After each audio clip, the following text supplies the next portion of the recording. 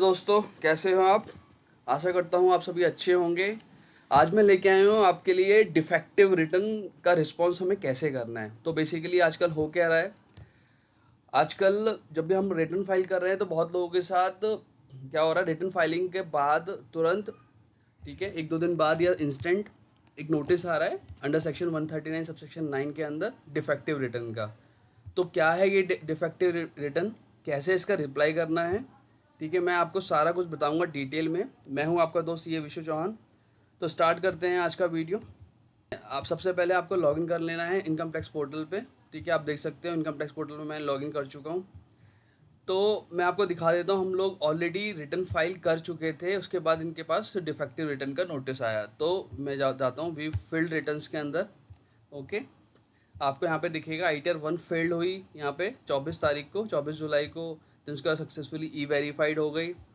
उसके बाद 25 तारीख को क्या हुआ, आई T are field is defective और इनकम्प्लीट का नोटिस आ गया इनके पास। ओके, तो क्या करना है, कैसे रिप्लाई करना है, मैं आपको सारा कुछ बताता हूँ।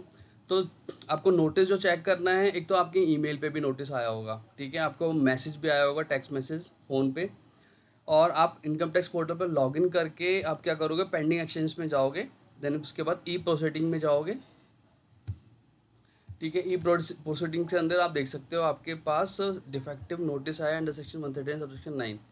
तो बेसिकली ये नोटिस, इससे डरने की ज़रूरत नहीं है, बहुत ही मतलब नॉर्मल नोटिस है ये। बेसिकली इसमें होता क्या है, मैं आपको थोड़ा सा ब्रीफ कर देता हूँ। तो डिफेक्टिव या इनकम्प्लीट रिटर्न का नोटिस जब आता है किसी भी एसएससी के पास, तो उसका मतलब ये होता है कि जैसे फॉर एग्जांपल, हम एग्जांपल ले लेते हैं। फॉर एग्जांपल अगर मैंने अपनी रिटर्न फाइल करी आई टी आर 1, लेकिन मेरे केस में मेरी इनकम फ्रॉम सैलरी के अलावा भी कोई इनकम है, ठीक है।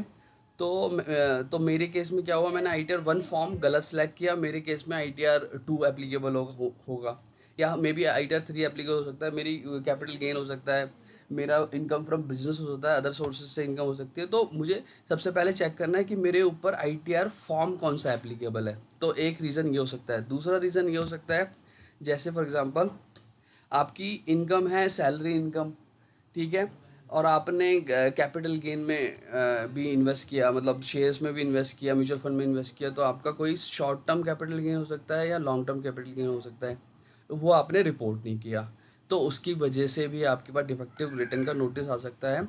तो इस टाइप के एरर्स हो सकते हैं। तो आपको क्या करना है, आपको अपनी रिटर्न रिवाइज करनी है। रिवाइज कैसे करनी है, ठीक है, मैं सारा कुछ बताऊंगा आपको। तो जो आपने इनकम रिपोर्ट नहीं किया वो रिपोर्ट करनी है, या आपने अगर आई टी आर का फॉर्म गलत सिलेक्ट किया है, फाइल किया है, तो आपको करेक्ट वाला फॉर्म के through I T are file करनी है। ठीक है, तो सबसे पहले देख लेते हैं कि इसका नोटिस क्या है। तो व्यू नोटिस के अंदर जाना है आपको।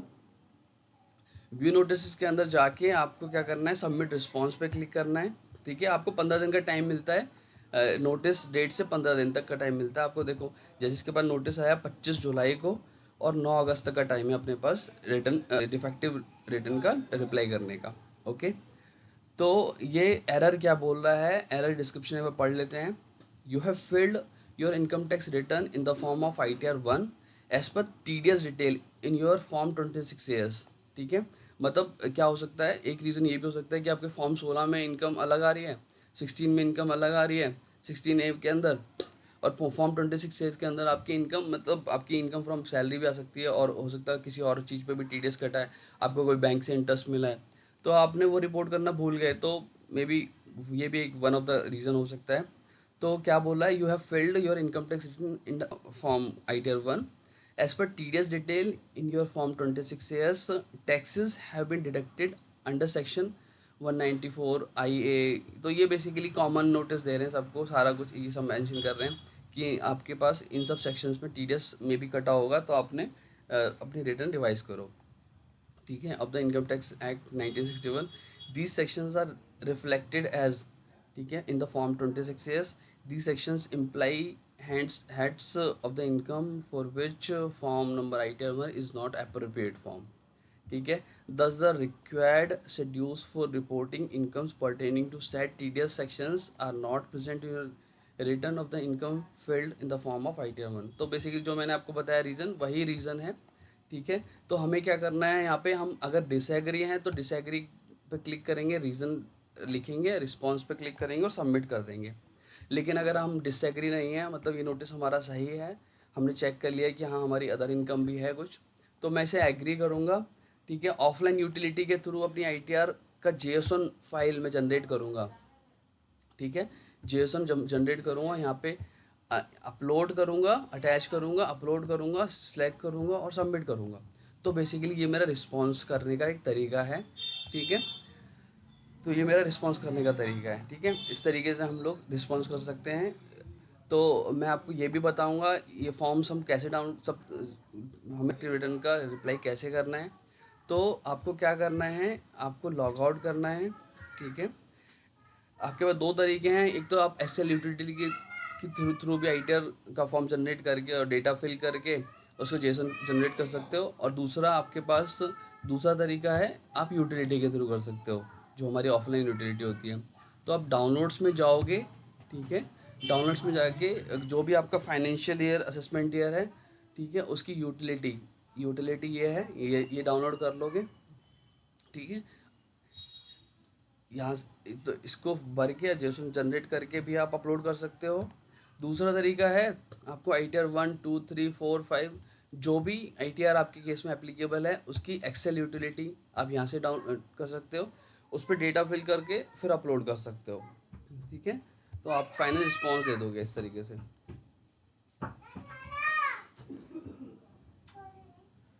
ठीक है, तो आप फाइनल रिस्पॉन्स दे दोगे इस तरीके से। तो बहुत ही इजी प्रोसेस है, ज़्यादा कुछ डरने की ज़रूरत नहीं है, बहुत ही नॉर्मल नोटिस है ये। बेसिकली ये यही कहता है कि आपने कोई रिटर्न फाइल किया अपनी, उसमें आप इनकम्प्लीट आपने डिटेल दी है, आप कंप्लीट डिटेल दे दो, उसका रिस्पॉन्स कर दो within a time frame, within a 15 days from the date of notice. ठीक है, तो आपको डरने की ज़रूरत नहीं है, बहुत ही ईजी प्रोसेस है। आपको उस तरीके से ये प्रोसेस फॉलो करना है और अपनी आईटीआर फाइल कर देनी है, डिफेक्टिव रिटर्न का नोटिस दे देना है। ठीक है, अपलोड कर दोगे तो जो भी आप डेटा डिफेक्टिव रिटर्न के रिप्लाई में दोगे वो आपकी फाइनल रिटर्न होगी और उस अकॉर्डिंगली वो प्रोसेस होगी आपकी। ठीक है, आपका रिफ़ंड बनता है तो रिफ़ंड प्रोसेस हो जाएगा। अब अगर आपकी लाइबिलिटी बनती है तो आपको लाइबिलिटी पे करनी पड़ेगी। तो ये तरीका है, बहुत ही ईजी प्रोसेस है। ठीक है, आपको अगर कोई भी क्वेरी है तो आप मुझे कमेंट बॉक्स में कमेंट कर सकते हो, then we will definitely reply to you. Thank you guys, thanks for watching my video. Thank you.